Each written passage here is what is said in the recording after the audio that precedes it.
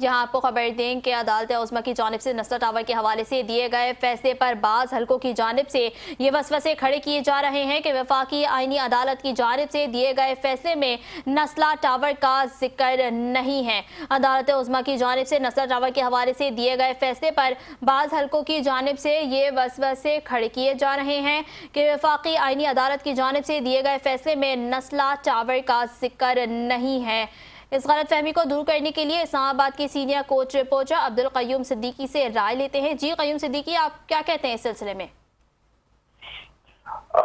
جی، آپ اگر اسپیسیفکلی کہیں کہ نسلا ٹاور کا ذکر کے حوالے سے، تو میرا خیال ہے اس بارے میں بڑی واضح طور کے اوپر ایک چیز ہے کہ جس کیس کا ذکر ہو رہا اور جس کیس کے اندر کراچی کے اندر جو غیر قانونی تعمیرات تھیں یا تجاوزات تھیں، اس کے حوالے سے جسٹس گلزار احمد نے 2016 میں جو ازکر نوٹس لیا تھا، اسی کیس کے اندر جو مختلف احکامات جاری کیے تھے ڈالنے کے لیے اور اپنا گرانے کے لیے مختلف عمارتیں، یہ نسلا ٹاور کا کیس بھی اسی کے اندر فال کرتا ہے اور اسی سے متعلق ہے۔ اور گو کہ اس میں یہ بات درست ہے کہ اس کے اندر اسپیسیفکلی نسلا ٹاور کا ذکر نہیں ہے، لیکن ان احکامات کا ضرور ذکر ہے جن احکامات کے ذریعے سے نسلا ٹاور کو گرانے کے احکامات لیے گئے تھے۔ اور اچھی طرح آپ کو بھی یاد ہوگا کہ جسٹس گلزار احمد کا تو شوق یہاں تک تھا کہ وہ کہتے تھے کہ اس کو بم سے جو ہے وہ اڑایا جائے۔ اور یا آپ کے ساتھ میں ایک اور انفارمیشن شیئر کروں کہ اس میں ججز کی باہمی چپکلش بھی تھی، کیونکہ انور ظہیر جمالی صاحب اور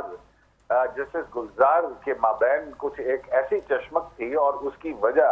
یہ تھی کہ انور ظہیر جمالی صاحب کے جو شاید قریبی عزیز تھے وہ اس کے کانٹریکٹر تھے۔ تو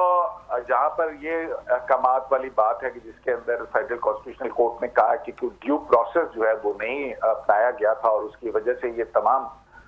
جو ہے وہ تعمیرات کو گرانے کا حکم دیا تھا، اسپیسیفکلی نیشنل ٹاور کے اوپر تو ان کی خصوصی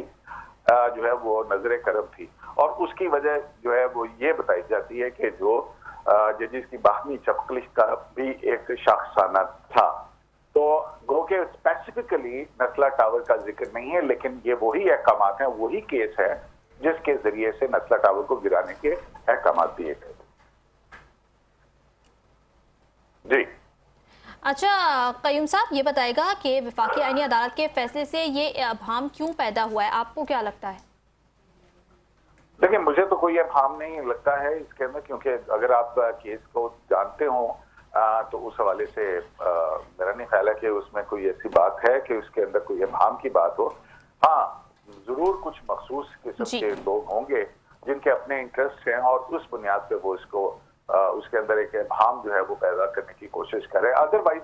آپ بتا دیجئے کہ اور باقی کس عمارت کا ذکر ہے جس کو گرانے یا اس کے حوالے سے کی گئی ہے بات۔ تو یہ کیس نمبر ہے، یہ وہی کیس ہے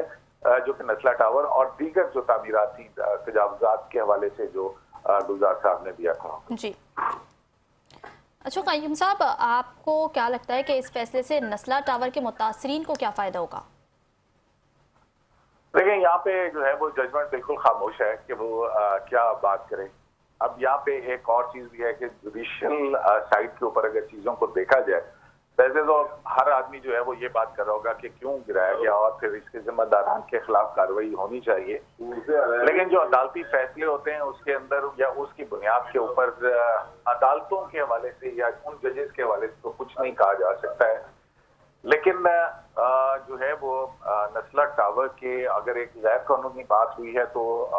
ظاہر ہے اس کا بھی ایک ڈیو پروسیس ہے کہ وہ اس میں جائیں۔ یہ ایک بہرحال اس عدالتی فیصلے کے اندر ابہام جو ہے وہ ضرور ہے کہ پھر ان کے ساتھ کیا ہونا چاہیے،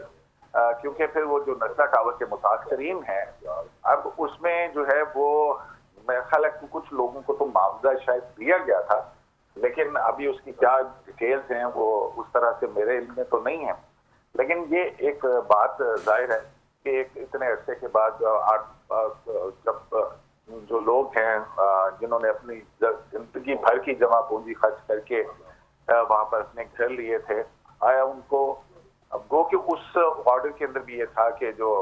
کانٹریکٹر ہے، جو بلڈر ہے، وہ ادائیگیاں کرے گا۔ اب یہ دیکھنے والی بات ہے کہ ان کو ادائیگیاں ہوئی ہیں، پھر تو ظاہر ہے کہ ان کا ایک जो है वो खत्म हो जाएगा हक, लेकिन अगर उनको अदायगियां नहीं हुई हैं तो फिर उसके लिए क्या किया जाए। उसमें फिर हमारा लीगल प्रोसेस जो है वो यही है कि आप सिविल सूट फाइल करते हैं, रिकवरी सूट फाइल करते हैं, और जिन को भी आप जिम्मेदार समझते हैं उनको बनाते हैं, और फिर वो एक दकीक अदालती प्रोसेस। अच्छा सिद्दीकी साहब, ये भी बताइएगा कि जो फैसला आया है ये हतमी होगा या फिर इसके खिलाफ अपील में भी कुछ लोग जा सकते हैं, आपको क्या लगता है? देखिए, इसके अंदर रिव्यू हो सकता है।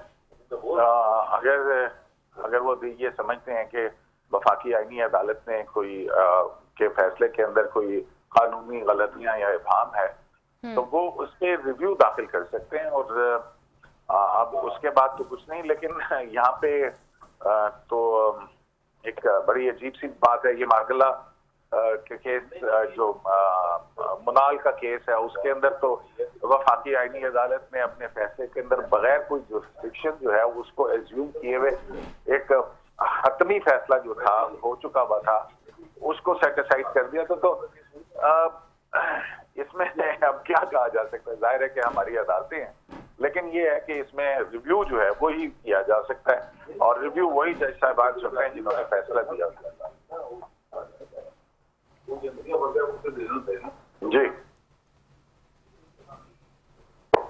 इस्लामाबाद के senior coach reporter Abdul Qayyum Siddiqui साहब हमारे साथ मौजूद थे। आपके वक्त का बहुत शुक्रिया।